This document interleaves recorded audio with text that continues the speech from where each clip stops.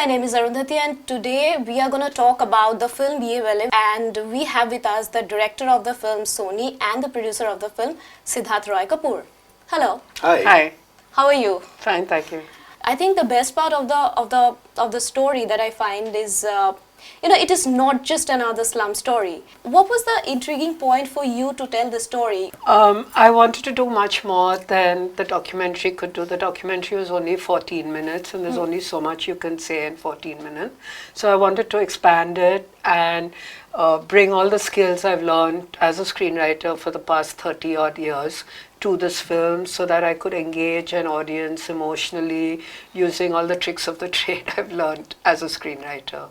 So that was, and I wanted to bring the story to a wide audience, which Netflix is allowing me to do because we release in 190 countries on the same day. It's a film that celebrates talent. It's a film that says there's so much talent in India, but it's unrecognized. That's true. And so it's about dreams and about dreaming no matter where you come from. As the trailer says, your dreams don't know where you come from. And when did you come on board? And So I read about the boys actually in an article in the Sunday Midday about the boys and their teacher. And then when we dug a little bit deeper, we found out that Sooni had already made a VR documentary on them. And Sooni and I have collaborated on The Namesake in the past, and we've Yes. stayed in touch over the years. Yes. And I've been a great admirer of her work. And so I got in touch with her and asked her if she'd like to make a feature film on the subject, and she said she would. And that's where the journey began. Right. That's so interesting. So, when you were elaborating a story, what are the things that you got a chance to explore in the sense, and was it a little more challenging because, at times telling the story like, in a short format creates like a little more impact than probably. So how did you? Well, actually, for me, I've always written feature films, so the 14-minute documentary was out of my comfort zone. So making it a feature film and writing a feature film script was not difficult for me. And a script, the way I write scripts, it's a process that, organically changes from. Why did you feel that this story was important to tell? It's at its heart, it's a story about hope, about aspiration, about not letting your circumstances dictate how far you can go and what you can do. And I think that is so universal and so resonant around the world that doesn't have to be restricted to any particular culture, any particular country. It's something that any human being can really relate to. And I felt that added to that, it's such an entertaining story as well. Because there are ups and downs, there are twists and turns. It's not just about, it's about hope and aspiration, but it's the way that Sooni told it. It was told so entertainingly and so engagingly too. So I felt that this was not a story that anyone would not be able to relate to. Because it talks about being able to overcome all the obstacles around you and be able to pursue a dream.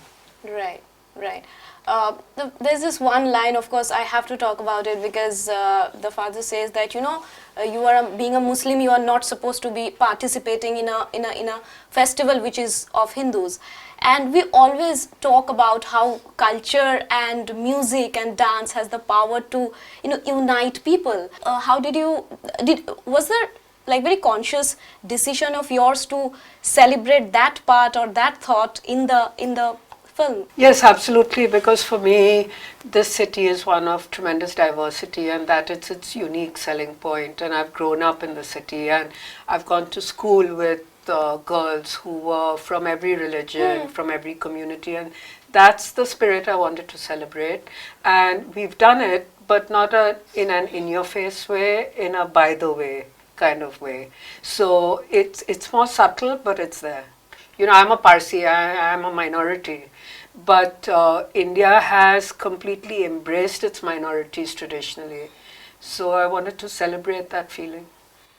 I think what's beautiful is the line that comes after that, which he says back, which is that blood is not saffron or green, right? Yeah. And that, I think, is what really, the film is not trying to say that overtly, but I think the beauty is Bombay is such a melting pot of religions and cultures and languages and all kinds of people.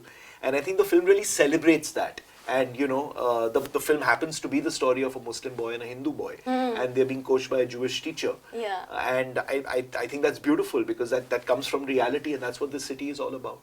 I have to ask you this question because yesterday only I was talking to Gunit, and considering the fact that she is one of the Oscar-winning short filmmaker, and when I was telling her that what happened, because we are making good films, we are sending it, right, and Indians are lasting over Oscar, right, literally, and then it doesn't happen in the final round. What is happening? So she said ki Arundhati, lasting over Oscar won't help. An American distributor might just. Tell me, both of you, like, because you have observing the business so closely, right? You have literally seen how Oscar works, an American award show works. What are the things? What are the missing link that we need to work on? I want to. Sure. Should I go? Please. I see there are two aspects to it, right? One aspect is that we're a country that should celebrate our own popular culture and not need validation from anyone to tell us that we're good, right? We make cinema, we enjoy our cinema, we have songs and dances in it, we have an interval, we make longer movies, we make movies that are a bit like a thali. You've got romance and drama and like sort of comedy all within one film. That's not the grammar of filmmaking in the West, right? But we also have a massive population of people who enjoy our cinema. So I think one is that we should embrace that. When it comes to the Oscars, I think increasingly we are making the kind of films that might work there in terms of them being able to understand that these are films that are not formulaic, typical, kitschy Bollywood as they would look at it. Sometimes the selection of the films that we send there are not quite appropriate. I remember the year when The Lunchbox was a film that could have been nominated, but we didn't send it from our side to the Academy. And then, unfortunately, that had local distribution, like Gunit said. That's one of the films that she produced, and we helped her to actually distribute in India. Yeah, because so the selection that we put out there sometimes is not the kind of films that might resonate with the Academy. It's a combination of both things.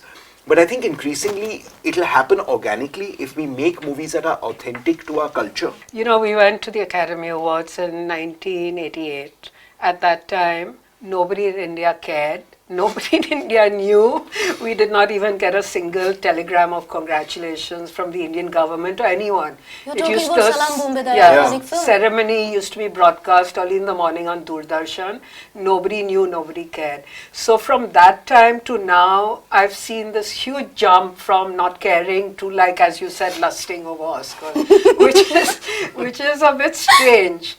My feeling is that we don't have a good base of indie cinema.